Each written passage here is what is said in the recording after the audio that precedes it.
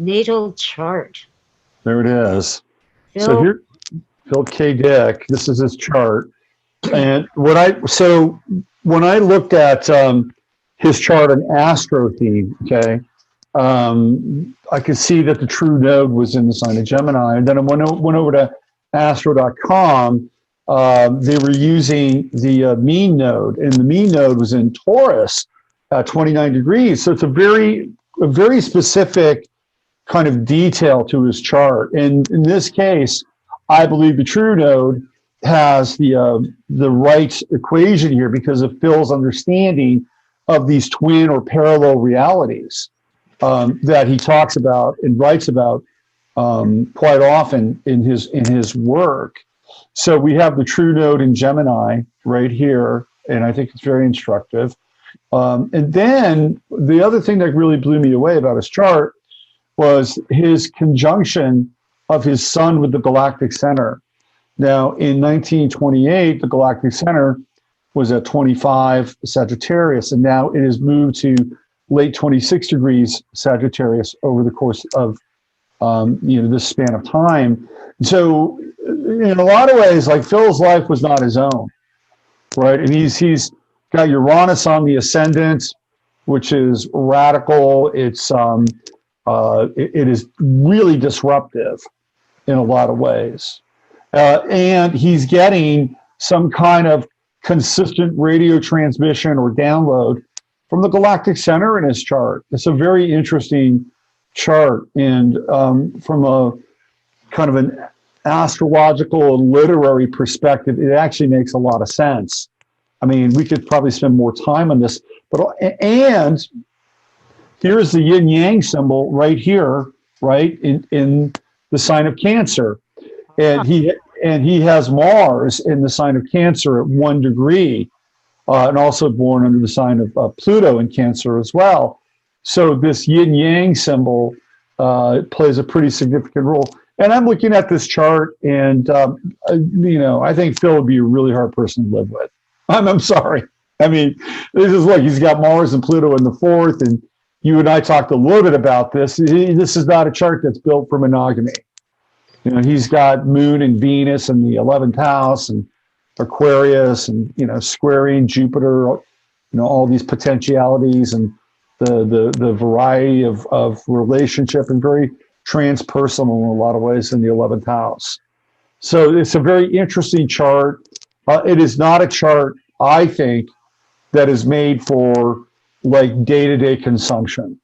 Right? This is Phil, I believe, again, based on his chart and his work, clearly is given over to transpersonal energies.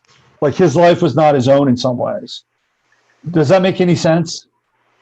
oh, definitely. He felt that there were certain events in his life that he could not avoid, even if he foresaw them. Mm-hmm. But to the extent that he could avoid bad things, he tried his best. He was a little bit of a precog. He could see a little into the future. Mm-hmm. But he didn't seem to understand that what he saw was possible futures, not things set in stone. Right. Yeah. Yeah. I mean, he tried to avoid, for example, if he thought he was going to get in a car wreck, he wouldn't drive. But on the whole, he just kind of resigned himself to his fate. Mm-hmm. So when he had a dream in which he saw himself lying on the floor in his living room, unable to move, he actually saw his own death. That's how he was found. He was taken to the hospital, and I think he was pretty much gone by the next day. Mm-hmm. Kept him on life support for over a week. And so they shut down the machine on March 2nd. That's his official date of death. Mm-hmm. Interesting. Well, so in March 2nd, that would have put the sun in his 12th house, which is the house of the soul. And also, institutions like hospitals, right? Interesting. And March 2nd is what, right around 10, about 9, 10 Pisces. So that would be squaring off against Black Moon Lilith, but not quite in square with Saturn. You can see the psychic function in his chart, by the way. I mean, he's got that Sun Mercury conjunction in Sagittarius, very, very close, So when we get into this really close degree with Sun Mercury, the individual and their thoughts are one and the same. Like it's almost like the potential for some degree of mental instability, madness, but also at the same time being so connected to thought in a way where how do I say this? That the individual can become like a channel, and I don't really use it in a kind of the new age sense, but more along the lines of being so receptive to thought that that there is this very interesting potential for integration, while at the same time flirting with this idea that that the individual and his ideas or his thoughts are completely one and the same. And in many cases, that would indicate some form of description of madness in some ways. But there's also this trine with Neptune going on here, which opens him up to kind of more fluidity and then also the trine to Jupiter as well. So he's got a grand trine in a kite pattern. And there's also some level of taking responsibility for these thoughts with Saturn up here. And of course, the ninth house represents publishing as well. So he had to have some format for him to be able to, I mean, to me, this is almost, and I'm not trying to, deify Phil's existence, but to me, this is almost Moses-like in some ways. Like, having this thing that comes to you and then figuring out what the hell you're going to do with it, right? Right. And Saturn is the planet of Sagittarius, isn't it? It's the planet of Capricorn, but in Phil's chart, it's Sagittarius is being defined by Saturn's presence. Oh, I see. Many interviewers in their articles described Phil as Saturnine. And if I remember correctly, Saturn is two-faced, just like Janus. Two sides, two extremes. Mm-hmm.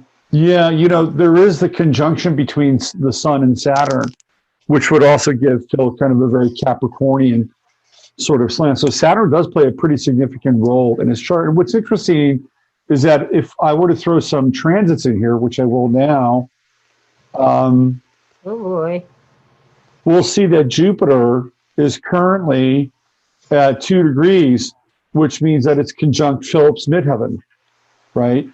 So I would expect that over the course of the next 72 hours, especially as we approach his birthday, that there will be some focus on him and focus on his life and focus on his career. And obviously, we're doing our part here today with this time we're spending together. And of course, I just got a notice that my internet is unstable, but I think I got it handled. Well, as long as you and I are stable, I think we can take care of business. Yeah, well, we're connected by the internet. Anyway, about this moment now or the moment of his birth? Well, now, because Jupiter is right at the top, I mean, theoretically, because I do believe that astrology transcends time and space, even though it's defined by time and space. And so we can see this expansion around Phil, his career, his ideas, and his impact on culture. Oh, yeah. He is being taken more and more seriously. Mm-hmm. And I'm specifically looking at the, hold on one second. We are specifically talking about like the next really 72 hours, 4 days, because of this transit, which is interesting, at least for me. Wow.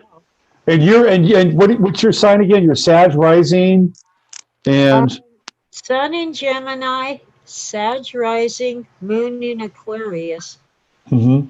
So you and Phil both had Aquarian moons, which meant that you got each other, right? Like that's on an emotional level, you could kind of understand each other in this Aquarian sort of way, which is interesting. And a lot in astrology, the moon conjunctions can often be seen as kind of a harmonic between two people. They kind of just innately understand one another. But go ahead. In numerology, we're soulmates but toxic to each other at the same time. Mm-hmm. And not the usual woo-woo numerology. It's Glynis McCants. She based it on what she knew of Pythagoras. Mm-hmm. And that kind of made sense to me. Well, this is not the chart for somebody who is here for deep interpersonal relationship and domestication. I'm just telling you right now. So you were probably one of the few people that could actually hang with him based on your chart and some of these, interfaces with your Sag rising and a lot of his Sagittarian planets likely in your first house. And even with Saturn there, like in a lot of ways, you're carrying on this legacy, this Saturnine legacy, the commitment, right? Because that's what Saturn represents, is a commitment. Very interesting stuff. Well, I'm capable of being faithful, but I don't want a relationship. Mm-hmm. When he started seeing other women, I said, go ahead, but if you want sex, you better take me to dinner and a movie. That's a very Aquarian moon kind of way of dealing with that. You see what I'm talking about there? I mean, you were able to say, okay, well, go do your thing, but, at least, treat me like somebody that's worthy of your time, attention, consciousness, and let's make a date out of it. I like that. That's really good. In fact, a little caring. Right. Not asking for a whole lot. It's a very interesting chart, and one to me that kind of screams psychedelic prophet in some ways, especially with all this ninth house activity. Oddly, he had most of his psychedelic experiences without any drugs at all. I can see that. I mean, Neptune plays a role there, right? With that harmonic with the Sun and Mercury. Neptune tends to be, very transcendental in a lot of ways. I could totally see that. Yeah, when he wrote the Three Stigmata of Palmer Eldritch, mm-hmm. people thought he was using LSD, but at that time he had only read about it. Mm-hmm. It was sometime later that his friend Ray Nelson got him some LSD from the experimental lab at UCLA. And Phil took it twice, and the second experience was so horrible he wouldn't touch the stuff anymore. Mm-hmm. He thought he was a gladiator about to go into the arena in the amphitheater, and he didn't want to die. Right. Interesting. Was Logos on his side that day, perhaps? Let's hope. He was speaking Latin. Now, this is Robert Phoenix, and you can have your Phoenix Fix 6 days of the week with myself and all the sharp, witty, and wonderful people of Chatlandia. Monday through Thursday, it's 15 minutes of flame from 8:45 to around 10:30. This is where I do a morning mash of current events, cycles, and trends to give you my undilated perspective. Then there is the Friday FARcast from 12 p.m. to 2 p.m. CST. This is where I get into some of the past and present day high strangeness with my provocative guests. Nighttime is the right time for Sunday Night Astro Live from 7:45 p.m. Central Standard Time to around 10 o'clock. From JFK to John D. and John McAfee, This is the night when I'm diving deep astrologically, sometimes solo, sometimes with some of my inspirational cosmic friends. There's even more at robertphoenix.com. You can read an assortment of my articles, book your astrology reading, take my astrology course, and join my newsletter. It's a great way to stay in touch as all these other prohibitive changes happening on various social media platforms make it more difficult for creators like myself. If you've liked what you've seen and heard, consider supporting my broadcasting by donating. Details are below in the description, or become a member at robertphoenix.com, where you'll gain access to discounts, webinars, and members-only events and content. Thank you so much for subscribing, liking, and commenting. This really helps out. Use your head in order to discern what's real, your heart to stay open to what's possible.